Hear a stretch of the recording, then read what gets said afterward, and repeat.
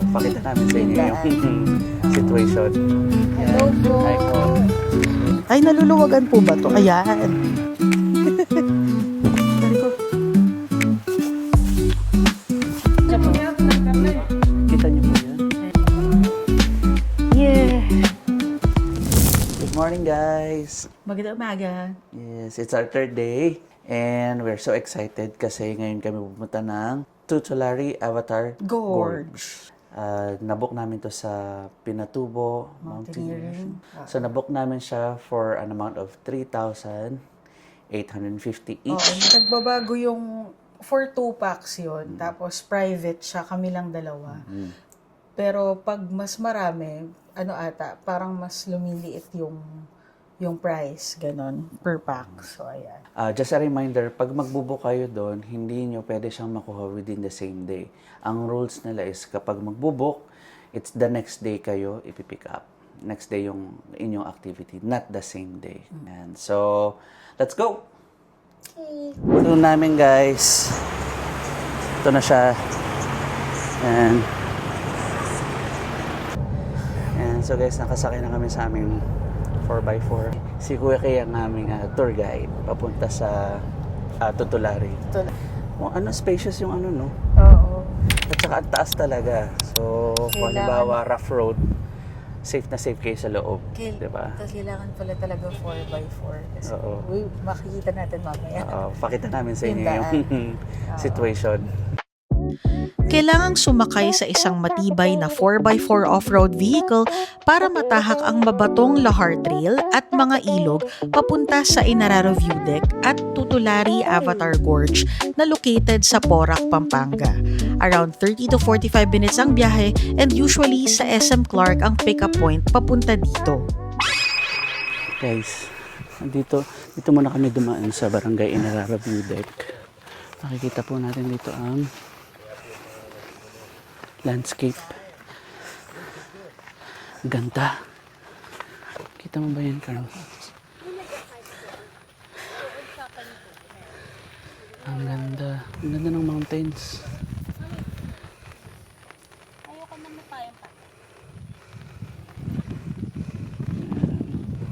Kaya ata siya tinawag na Inararo.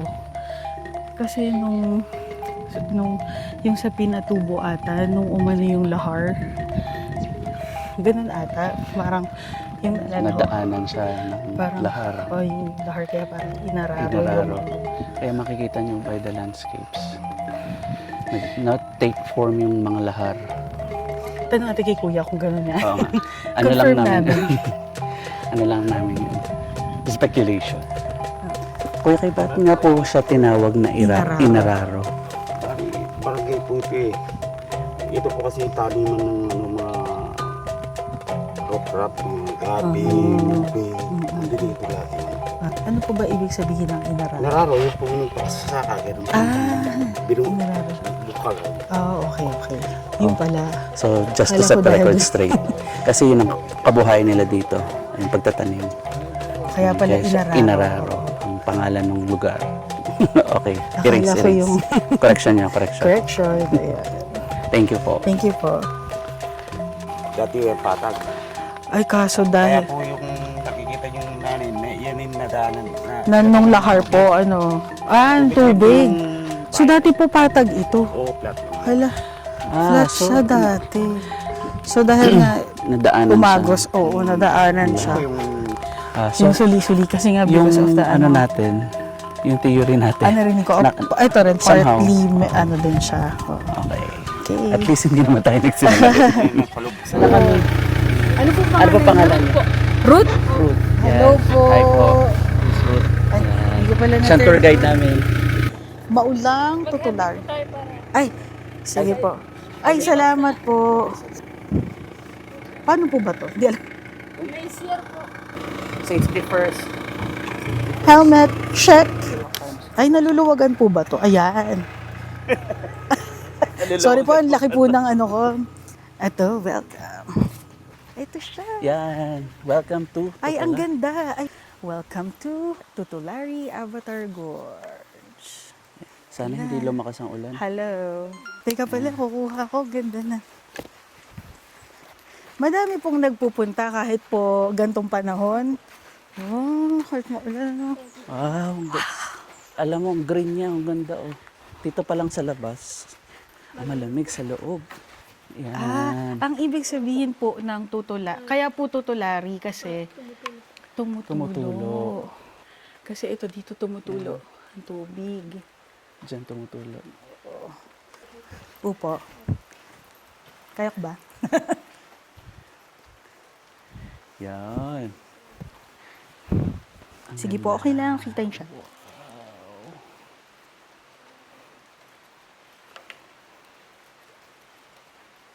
Oo, kasi kita yun.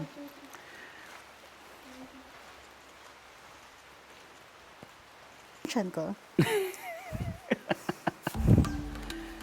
Ganun talaga.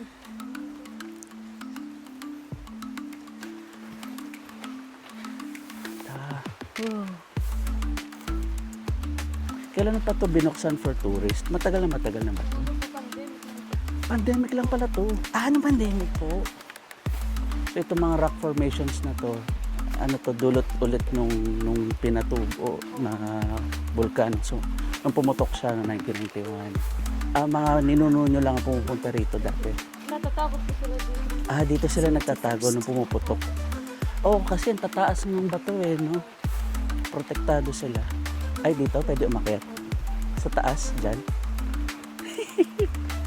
Sige, dyan na lang Siya ako. na lang po. Dyan lang naman pala. Dito lang. Akit dito? Dyan lang sa bato. Dito? Yan. Upo ka daw ng konti. Upo ka lang ng konti. Dito? Yan. Para sa iyo, upo mo yan. Ha? Yan, tingin ka lang dun. Yan. Ayan na, Carms. Nagsisimula na yung pababa. Ay, talaga? Saan po pinaka-safe? Meron pala dito ang bato na nandahan lang, Carms. Stairs na pala. Oo.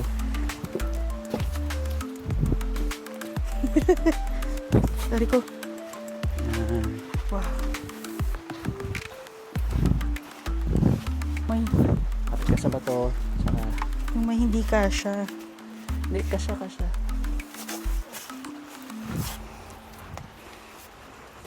Yan. Okay. Sige. Oh, guys. So, since kaya namin, kayang-kaya nyo rin to. Wow, ang ganda.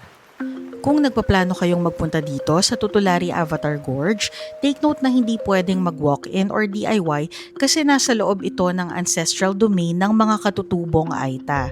Para mapangalagaan ang kanilang kultura at kapaligiran, kailangan ng official entry permits at ang mga accredited tour operators katulad ng Pinatubo Mountaineero lang ang may direct access dito. 500 meters lang ang haba ng trail at considered na beginner-friendly ang trek. Pwede sa bata at matatanda na kaya pang mag-walking at umakyat o bumaba ng hagdan. Siyempre, mas mabuti na rin na paghandaan. Mag-walking na kayo siguro at least a week before your trek para mas madalian sa trail. Oops, Ate Ruth, kayo ba? Baka mahulog din. Kabisado niya. Mas kabisa. O, Carms, dito lang lagi ang apak sa tabi. Sige. Dandahan. Oop. Doon ka umapak sa mas may maraming... Yan. Yun. Ala, ganito. Galing. Tutulari Avatar Gorge.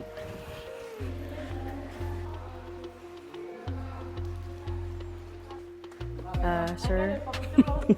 Sir, pwede po kayo. Hi. Sir, kumusta po? Kita niyo po yun? Ayan. Akitin ko yun. Mamaya po, makikita niyo po siya. Ayan. Yun. Akyat po doon si Simba. Oo, makikita niyo po. Ayan. Dito na lang po muna ako sa baba dahil, challenge. Ang ganda Tinan mo Carms talaga. Ha?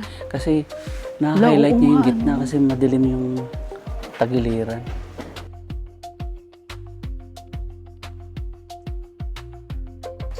It's our turn. It's Colas's turn. Next time na lang po ako dyan. Pag mas bumaba pa ang timbang, Okay. kailan kaya yun? Yan na. Yan na siya.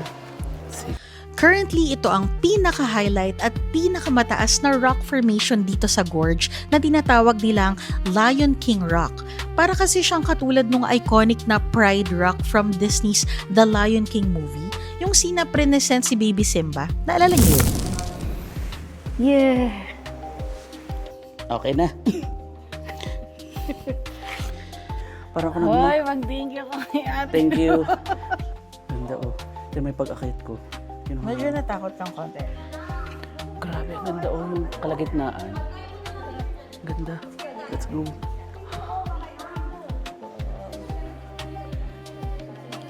Teka lang po. Oh. Tumingin sa likod eh. Tignan ko lang.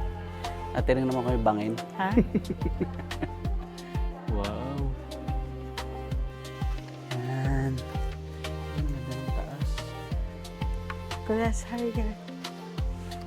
Ay, sakay na kami ng ano. Okay, let's continue. Meron meron pa. pa. Okay. Yan.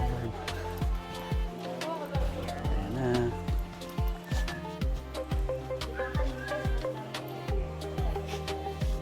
Teka. Okay na, abot natin kay ate. Sige, abot mo lang muna. Ah, yan na pala yung last. Medyo nahirapan kami kumuha. Ah, dito. Kasi pababa siya. Patalikod. Dito ang challenging. Ay, yan ba ang challenging? Oo.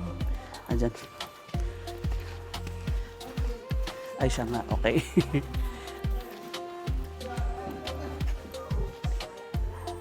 Saan pa ah? Yan yung pababa. Oop. Carms, tingin ka dito. Yan. Wow. She conquered. Nakapigit. She conquered. Yan. Pwede po ba, no? Lapit po ba ako doon, di ba? We conquered. Okay na po. Yan. Ay, thank you. Thank you very much. I-encourage namin kayo na i-take tong tour na to kasi it's really a very good experience. Diba? Medyo may Oh. may mga, kasi may mga stairs na. Pero tutulungan naman nila kayo. At kaya naman ako, kita rin naman, plus size. Kung Nagawa nalito namin, 2 kilos diba? yan, kaya dahan-dahan lang. Tsaka safety first, kailangan mag-helmet. Ibigay kayo ng hard hat.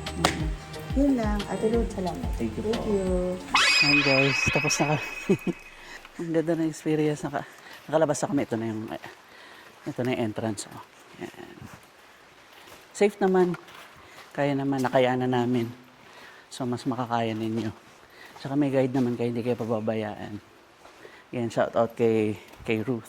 What a very good experience. Ano sasabi mo ka sa experience? Nakakapagod. Kapagod? Sa akin. Kasi plus size na walang exercise. Oo. Although, Pero kaya naman, di ba? Doable. kaya naman, pero I Safe naman. suggest, medyo plus size, gano'n. Tapos, lalo na yung katulad ko, walang exercise. Siguro maganda like, 1 to 2 weeks mag-walking nga muna. Yun, kahit walking lang. Para mas endurance. Yun. Okay. Pero maganda siya. Kalabas namin. Kailangan namin mag-replenish ng Meron energy. buka na. Meron silang mga pwede kayong bumili ng prutas, ito buko 100 pesos lang. Sarap. Di ba? Tamang-tama. Para ma-replenish ang energy after. After ma-deplete sa... Ano ba? Trek ba? Hindi siya actually Hindi siya trek. trekking. Wala naman. Hindi talaga trek. May mga stairs lang. Yung mga binababa nila, inakitan. Lang talaga, parang puro kawayan. No? Ngayon, in-update pala nila, may mga May parts cement na na. semento na yung stairs. Oo. May cemented na parts na. So, mas madali na para sa mga tourist na Oo. bumisita. Meron pa rin part na Kailangan pa rin ng kawayan. Meron pa rin. So, I think Pero- it's part of the challenge pero na okay maganda pa yun din. Experience kasi yun Oo, at saka ang kawayan ay matibay naman. Kaya ayun. Nakayanan nga kami. Pero inyo nakaapak ako. At saka thankful kasi ang ating mga wonderful guides, no? Kaya Ating mga kababayan na katutubo. Tulungan talaga kayo. Tsaka mabait naman sila eh. Kalmado lang sila habang ginaguide tayo sa loob ng tutularan. sa trail, sa Doon Tutularan trail. Workshop. Okay. Overall experience, 10 out of 10. Oo, maganda Hindi pa ako experience naka-experience siya. nun ngayon lang. Lalo na Maganda. ako, itsura ko naman, Diyos ko. Tsaka ang lamig sa loob. Oo, pagpasok, tama siya. Pagpasok pa lang dun sa entrance no, sabi ko, hala, mahangin. yung simoy ng hangin. Oo. Kasi Although, syempre, sa paglalakad mo, medyo papawisan ka. Pero hindi kayo yung nalagkit. So, time check. It's 10:59. Just- Nag-start kami ng 8 tayo, no? 8 papunta rito. Mga 1 hour going here. 8 to 9. Yan. So, we're heading for lunch na after this. Si Ate Ruth. Si Ate Ruth, oh, yan. Yeah, si Ate Ruth. Ruth. Thank you. Thank you, Ate Ruth. Salamat. Okay, bye. Nga pala guys, if you're in Clark at naghahanap kayo ng place where you can have drinks and relax, you can go to Han Resorts and try the Canyon. They call it an experiential cafe kasi raw ma-engage lahat ng senses mo because of their immersive architectural design. Mafe-feel mo na talagang parang nasa loob ka ng cave or canyon. You also get to see their high-tech brewing technology and beverage transitions kasi in the morning, it's a coffee shop and then at night, it transforms into an intimate wine bar. They serve premium coffee beans from 6 global regions and they also have light meals, pastries, and desserts. Price range is estimated around 500 to 1,000 pesos per person and they are open daily from 11 a.m. up to 1 in the morning. Hi guys! So, nakapag-lunch na nga pala kami. Pero hindi na namin kinuhanan. Kasi sobrang gutom na kami. Gutom at pagod. Pagod. Diba? Ang dami din natin natutunan sa Marami ano, ba? no? Madami ba tayo napuntahan? Hopefully. Oo. Pero marami pa. Parang feeling ko marami pa din. Diba? Parang, ang ganda kasi first time ko nakakita ng sunken church na abot mo na yung mga santo, tsaka yung overhead clearance. Tinry ko nga yun eh. Tinry kong pumunta sa ilalim. Oo. Makikita nga ba nila yun sa video? Pinakita Yeah, natin yun sa previous makikita sa video. video. Tapos may isa nga pala kaming gustong ikwento sa inyo. Yung first day namin na dumating dito sa Pampanga. Diba bumaba kami ng SM Pampanga. SM Clark? SM City Clark. SM City Clark. Yan. SM Clark. So pagbaba namin doon, hindi ko napansin na nahulog yung wallet ko habang nakaupo kami. So dire-diretso kami. Napansin ko na lang nung bibili na kami ng vitamins sa may Watsons. Sabi ko, hala, paano ako magbabayad dito? Yung mga cards ko nandun lahat. So grabe, takot ako noon. Isa-isahin ko na tawagan lahat yung mga company para i-block. Binlock ko na yung mga cards ko doon sa mga mobile apps ng mga bangko. So, pinagbablock ko siya kaagad. Quick thinking kay Carmi, lumapit siya kaagad doon sa guard. Tapos sabi ko, sige, diyan ka muna. Dito kasi i-retrace ko lang yung steps natin. Tapos na-retrace ko, papunta dun sa hininto anong bus, ng Genesis bus. Tapos yun, nagtanong ako dun sa mga conductor dun, Sir, paano po kaya namin kasi akala ko bus pa natin, yun, hindi pala. Umalis na. Kasi tuloy-tuloy na may May dumadaan. dinadrop off yung Genesis bus By the way, shout out sa Genesis Yes. Transport Service. Ang galing mo talaga. Salamat po. P2P yun, no? Point to point. Point to- Ang galing, ang mabait, as in, napaka matutulungin. Kinontak nila yung conductor, tas buti na lang, nandun pa. Oo. Kasi yung bus pala na dumadaan sa SM City Clark, pumupunta pa siya papunta sa airport ng Clark. So, dun ulit sila kumukuha ng mga passengers. So, dali-dali So, kami. may time. So, nag-grab na lang kami pupunta doon. Yun. So, pagdating namin doon, yun na nga, nakita namin yung wallet. Sobrang relieved ako. Thank you kay Kuya Richard. Si Kuya Richard, no? At saka yung sila pareho. Si Kuya Richard lang yung natanda ko yun. Hindi ko natandaan yung name ng driver. Saka yun, sa mga conductors, yun, sa Genesis po. Salamat po. Thank Genesis you. ang yung pangalan mo. Genesis Ang Transport bus. Service. Ayan. Uwi na kami, babalik na kami ng Manila. Yes. So, about 3 hours, 2.5 to 3 hours yung travel namin. Depending on the traffic daw, no? Oh, thank you po, Thank you. Pampanga. Thank you, Pampanga. Ang sarap ng pagkain. Tapos ang mabait din ng mga tao. Shout out din pala dun sa mga taga-Iloilo sa previous series namin. Ang daming mga nagre-recommend na bumalik sa kanila sa January for Dinagyang Festival. Dinagyang Festival. So, pagpaplanuhan namin yan. Yes. Opo, salamat po. May nanonood po pala yun. Oo, yun. Sa mga Salamat nanonood, po. kung hindi pa kayo nakasubscribe, kasi nakita namin, nakita namin doon sa video namin na may mga nanonood pala. Medyo marami-rami na kayo. Thank you. Mag-subscribe na rin kayo para ma-notify kayo sa mga upcoming videos namin. Tapos, kasi nakita din namin na from overseas, meron na rin pakunti-kunting nanonood sa amin. So, mag-subscribe din kayo para ma-notify Opo, kayo. thank you. Thank you very much talaga, Thanks for guys. your support. Thank you. Until next time, Nick out of and office, Carmen. Nick and Carmen. Bye. Bye.